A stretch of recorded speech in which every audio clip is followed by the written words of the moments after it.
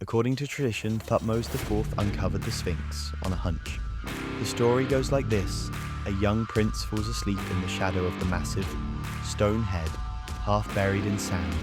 In his dream, the Sphinx speaks. "Free me from the sand," it says, "and kingship will be yours." Now you don't have to believe the dream. That's not the important part.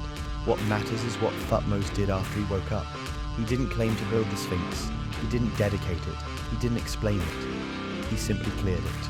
Thutmose ordered the sand removed, restored the exposed stone, and, after ascending the throne, he carved the story into the Dream Stele, placing it between the Sphinx's paws.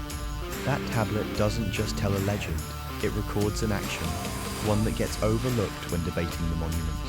It marks the first documented unearthing of the Sphinx over 3,000 years ago, and that detail requires recognition, because monuments you build don't need rediscovering, and monuments you respect don't get buried. Thutmose exposed the Sphinx for the first recorded time in ancient history, but sand doesn't care about milestones. By the reign of Ramesses II, the Sphinx's body was buried again. Inscriptions stopped describing a structure and started speaking about a deity. The monument wasn't maintained, it was reinterpreted into a symbol. Architecture turned into presence. And then comes Herodotus. He writes volumes on Egypt, pyramids, rituals, geography, history. And when it comes to the Sphinx, he barely mentions it. Not because it didn't exist, but most likely it was buried during his visits to the pyramids.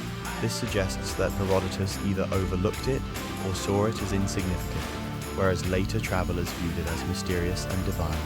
So if the Sphinx had already been buried, uncovered, and buried again, the real question isn't who found it first. It's why something this important kept slipping in and out of history, like it never fully belonged to any one era.